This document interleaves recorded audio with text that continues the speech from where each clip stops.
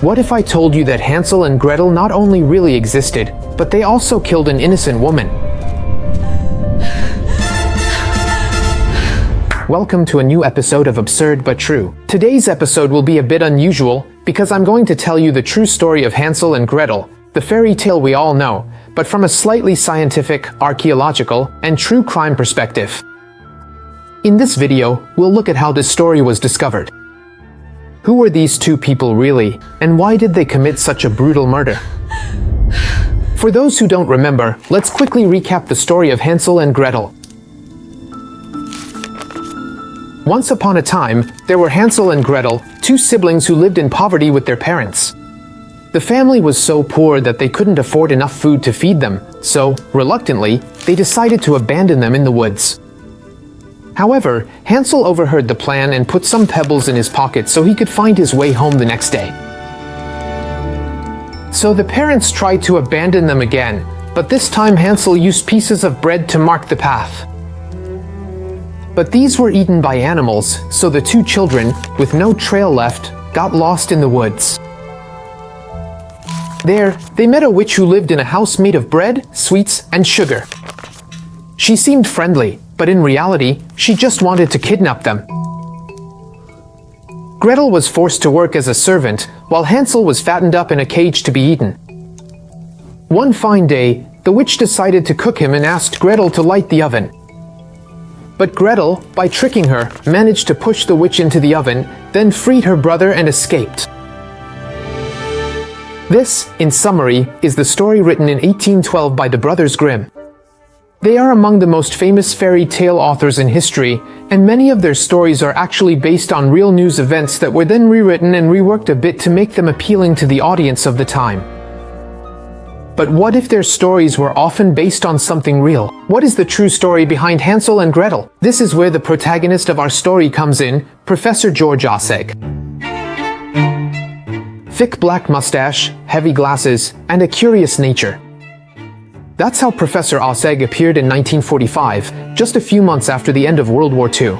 Born in Prague on May 21, 1919, in the city of Golem, he grew up from a young age in the Spessart region, in the Black Forest. It's a place with a magical atmosphere, which is why he loves reading fairy tales. His grandparents give him an illustrated volume of the Brothers Grimm. Keep this in mind.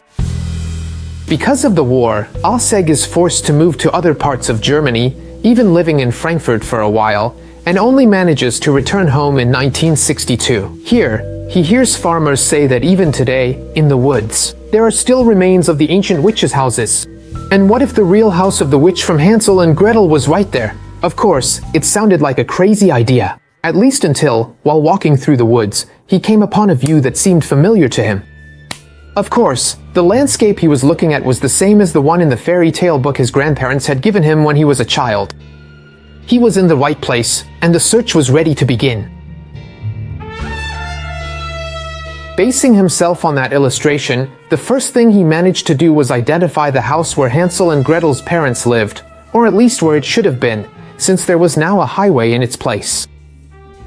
By analyzing the records from the Warburn Railway Office, he found a lawsuit between the former owner of a property that stood here and the Federal Highway Administration. This was proof that there had once been a house here, and in all likelihood, it was exactly the house he was looking for. Assuming this hypothesis was correct, he began to follow what was described by the Brothers Grimm. For example, he needed to look for a clearing, since in the fairy tale the two children, before being abandoned, light a fire with their father, and the best place to light a fire is precisely a clearing. So Ossegg took some children, filled their pockets with pebbles, and tried to have them walk along various paths, but none of them managed to reach a clearing. The professor then had a stroke of genius. He filled his own pockets with stones and, dropping them at regular intervals, managed to use them all up exactly inside a clearing. What did this mean? That, in all likelihood, Hansel and Gretel were not children, but adults. In this clearing, he also found a tree mentioned in the story. In the story, the father tied a rope around a tree, and Ossegg noticed that one of the trees around the clearing, about 25 meters high, had a sort of crescent-shaped scar. That was nothing more than the mark left by the rope, which over time had been absorbed by the tree itself. Ossegg bought the tree from the landowner, had it cut down, and managed to count how many rings there were around the rope, figuring out that it had been tied about 315 years earlier, that is, in 1647. This was the second major discovery, the date. As we will see, it will be crucial to uncovering the truth. Anyway, after finding the clearing, he continued as the story described and inspected every possible area where the house could be. He spent weeks combing every corner of the forest, until the turning point came on July 10th, 1962. That day, he found in the woods the remains of a small dwelling with a wall just 2.2 meters high, built with stones, clay, and oak beams. In the following days, he inspected it in every corner, finding a cake mold and, hidden behind a wall, even some ancient recipes. But that's not all, because he also discovered some other rather chilling details. The front door, for example, had one of its hinges that looked forced, as if someone had broken into the house, and when he examined the ovens on July 25th, he realized that inside one of them there was a skeleton. He immediately contacted Professor Vermeulen from the Anthropological Institute of the University of Leiden, who began to examine the body and, in a short time, provided him with a clear picture of what had happened. It was the skeleton of a young woman no older than 35, about 1.67 meters tall, and without any kind of physical deformity, so a person very different from the Grimm brothers' witch. According to the analysis of the skeleton, the bones were only partially charred, since the ovens weren't designed for that purpose, and it seems that the woman was already dead when she was thrown into the oven, perhaps due to strangulation. But this is just Ossegg's opinion, which he notes in his diary. Here we are. This was the third major revelation discovered by Ossegg, how the witch died. At this point, only one thing was missing, the motive. As we said, we know the years in which the events took place, and with this information, the professor began to sift through the documents found in the nearby city of Hars, in the archive, where he found the transcript of an interrogation that took place on July 15th, 1647. The main figure in the document is Katharina Schradron, nicknamed the Oven Witch.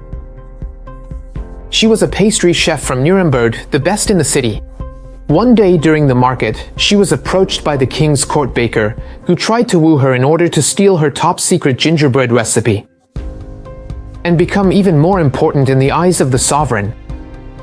But she realized his intentions and refused, but instead of accepting her answer, he began to harass her, even going so far as to accuse her of being a witch. She was then captured, interrogated, tortured, but she never confessed to being a witch. And so she was set free.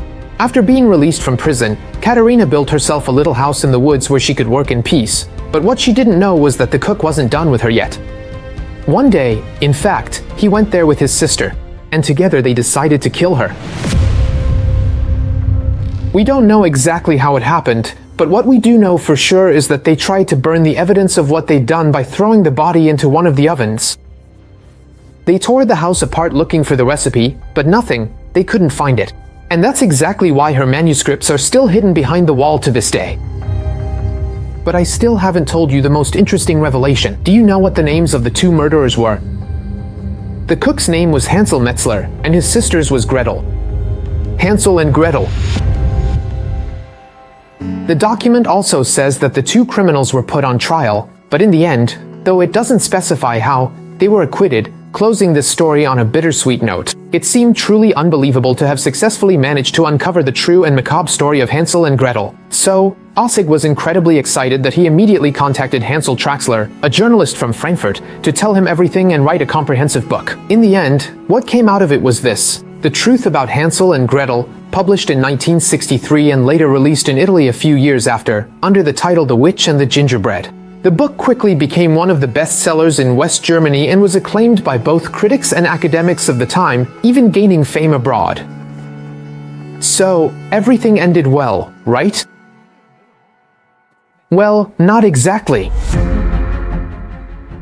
About a year after the publication, in fact, its author, Hans Traxler, made a statement that shocked public opinion. There was no Professor Ossegg, and all the evidence in the book was fabricated by Traxler himself. The purpose of this little book was never to tell the true story of Hansel and Gretel, but rather to make fun of the media and academics of the time, who took this text as gospel without verifying the data it was based on. So this could be one of the greatest pranks ever played on the academic world in history. At the time, few believed him. People thought it was just a way to draw attention to himself, and above all, no one wanted to look foolish for having believed something like that. But soon it became clear that he wasn't lying. All the studies and artifacts that had been found were nothing more than expertly crafted fakes, including the supposed archival documents in which the stories of Katerina, Hansel, and Gretel were told. Why did I just spend 10 minutes telling you a story that turned out to be fake? This teaches us the importance of verifying our sources. Because just as newspapers, television, and academics of the time fell for what was, all things considered, a harmless hoax, the same thing can happen to us, even on topics that might be much more important. Every time you read a piece of information, never just take it at face value. Always check your sources. Alright guys, thanks for sticking with me up to this point. I hope you enjoyed this video, and if you have any other questions about this story, please let me know in the comments. We'll see each other again in the next episode of Absurd But True,